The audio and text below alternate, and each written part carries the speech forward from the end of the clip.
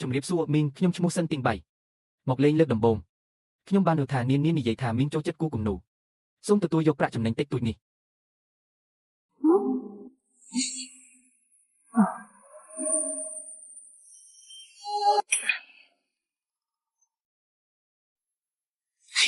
នេះកំពុងធ្វើអ្វីអាហាអង្គុយចុះអូនាងទៅធ្វើតែអូខ្ញុំនឹងជួយណែន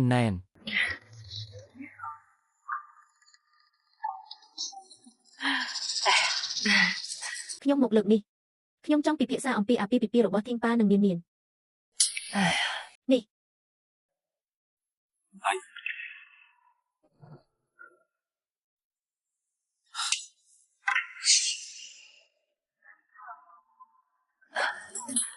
មីងនេះជាកម្មសិទ្ធិក្រោមឈ្មោះខ្ញុំសោឡានរបស់ធនាគារក៏មានភាគហ៊ុននៅក្នុងក្រុមហ៊ុនមួយចំនួនផងដែរទាំងអស់ត្រូវបានផ្ទេរទៅជាឈ្មោះរបស់ណែនខ្ញុំសង្ឃឹមថាអ្នកអាចរៀបការជាមួយខ្ញុំណែន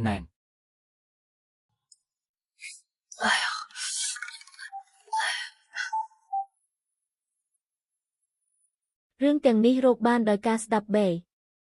តាមធម្មជាតិគាត់សម្រេចចិត្តតើអ្នកមិនខ្លាចថាខ្ញុំនឹងរត់ចេញជាមួយនឹងការបរិច្ចាគ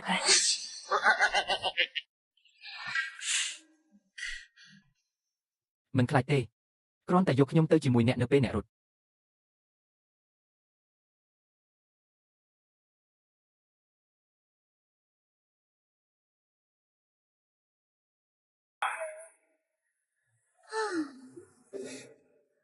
នេះគឺជាគំនូរដ៏ស្រស់ស្អាតមួយ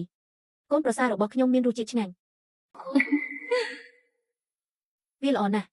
ជាការពិតណាស់វាល្អនេះគឺជាផ្កាឈូករត់របស់ Jayven តើវាមានតម្លៃ 1000 លានទេ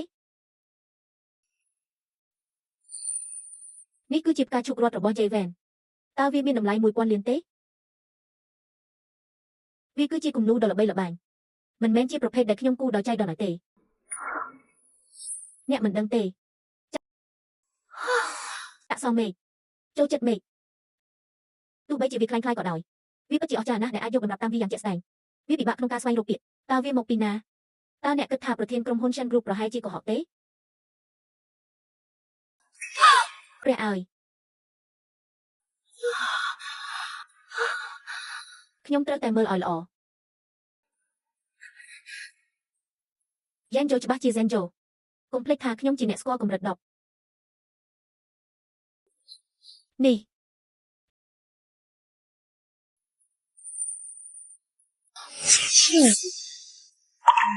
យកវាឡើងបន្ទប់ទទួលភ្ញៀវនេះមិនសមនឹងគាត់ទេ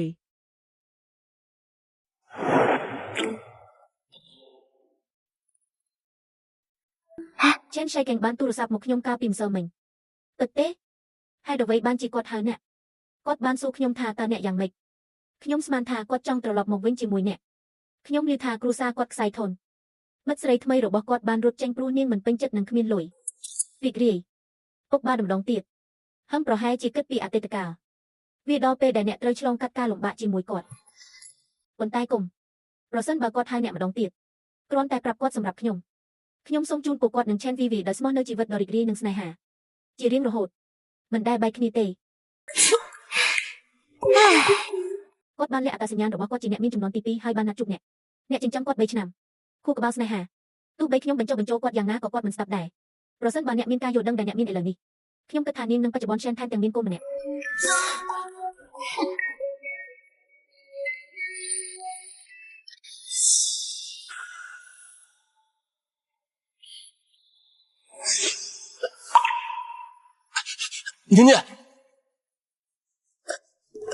តើខ្ញុំអាចធ្វើអ្វីសម្រាប់អ្នក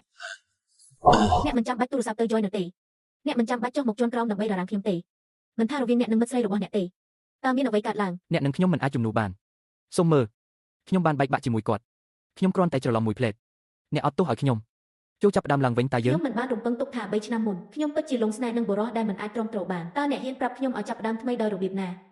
Chen Shaiken តើអ្នកជាមនុស្សបែបណា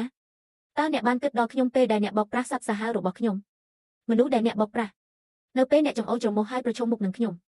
តើអ្នកធ្លាប់ការពារខ្ញុំទេបង្ហាញក្តីស្រឡាញ់ក្នុងរង្វង់មិត្តភក្តិជារៀងរាល់ថ្ងៃនៅពេលដែលយយទិញទំនិញប្រណិតសម្រាប់មិត្តស្រីថ្មីរបស់អ្នកតើអ្នកធ្លាប់ចាត់ទុកខ្ញុំថាជាអ្នកសន្សំលុយដើម្បីផ្គត់ផ្គង់អ្នករយៈពេល3ឆ្នាំទេ ប្រសិនបើខ្ញុំជាអ្នកទោះបីជាវាមានន័យថាស្លាប់ក៏ដោយខ្ញុំនឹងមិនត្រឡប់មកសុំការផ្សះផ្សាទេដរាបណាអ្នកមានការគោរពខ្លួនឯងតិចតួចវាគ្មានវិធីណាអាចកើតឡើងបានទេដរាបណាអ្នកមានការគោរពខ្លួនឯងតិចតួចវាគ្មានវិធីណាអាចកើតឡើងបានទេ ញញ ខ្ញុំដឹងថាខ្ញុំសុំទោសអ្នកប៉ុន្តែទំនាក់ទំនងរបស់យើងអស់រយៈពេលជាច្រើនឆ្នាំតើខ្ញុំពិតជាអាចទ្រាំនឹងការលះបង់បានទេខ្ញុំបានបែកបាក់ជាមួយគាត់ពីនេះទៅបងសន្យាថាស្រឡាញ់តែអូនតើយើងអាចរៀបការនៅចុងឆ្នាំបានទេ អត់ទោសខ្ញុំរៀបការហើយ នេះគឺមិនអាចទៅរួចទេស្ត្រីមិនអាចទៅរួចអ្នកស្រឡាញ់ខ្ញុំខ្លាំងណាស់តើខ្ញុំអាចរៀបការជាមួយបរិបផ្សេងដោយរបៀបណាអ្នកកុហកខ្ញុំដោយចិត្តណាមែនទេទោះបីជាអ្នកនៅជាមួយប្រធានសេនក៏ដោយគាត់មិនអាចរៀបការជាមួយអ្នកបានទេសូម្បីតែខ្ញុំឆេនយ៉ែនក៏មើលងាយផ្ទៃខាងក្រោយរបស់អ្នកដែរមិនមែននិយាយពីឆេនទេ តើអ្នកគិតថាអ្នករាល់គ្នាមានការចាប់អារម្មណ៍ដូចអ្នកដែរឬទេអនុញ្ញាតឲ្យទៅតើអ្នកគិតថាអ្នករាល់គ្នាមានការចាប់អារម្មណ៍ដូចអ្នកដែរឬទេអនុញ្ញាតឲ្យទៅ មិនអាចទៅរួចខ្ញុំមិនជឿថាអ្នកកំពុងកុហកខ្ញុំទេ អ្នកមិនជឿទេមែនទេខ្ញុំនឹងទៅរេកឹសជាមួយប្តីរបស់ខ្ញុំឥឡូវនេះចង់មកមើលទេ អញ្ចឹងលុះត្រាតែខ្ញុំឃើញវាដោយផ្ទាល់ភ្នែកបើមិនដូច្នោះទេខ្ញុំនឹងមិនជឿទេ Shen Thành Bey បានទៅច្រកចូលផ្ទះដើម្បីរងចាំខ្ញុំចង់បង្ហាញអ្នកផ្ទះអូទេនោះមិនមែនជាអ្វីដែលខ្ញុំចង់មានន័យទេ ល្អ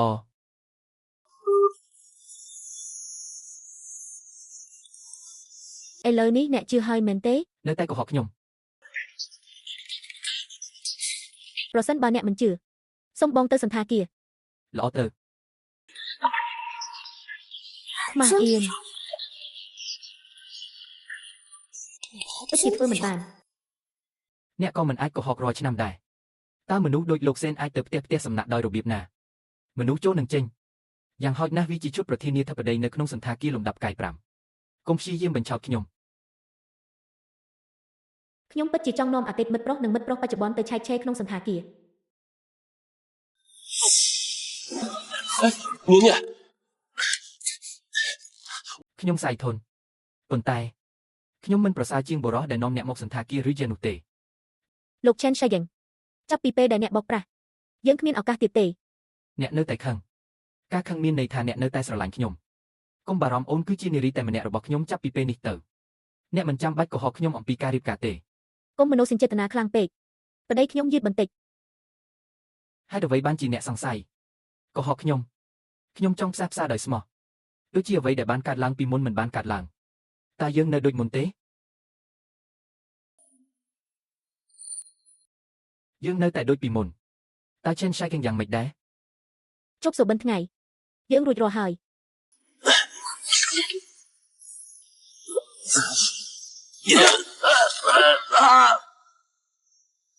Chen Shayeng វាហាក់ដូចជាមេរៀនដែលគ្រូសា Shen បានបង្រៀនអ្នកមិនគ្រប់គ្រាន់ទេមិនហ៊ានរញ៉េញ៉ៃខ្លាខ្ញុំ Shen Thành Bey លោក Shen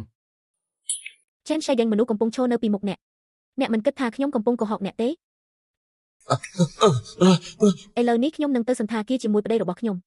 ពិភាក្សាអំពីជីវិតដោះសរចំណេះដឹងថ្មីអ្នកនៅតែមិនចង់តាមយើងនៅជាន់លើតើអ្នក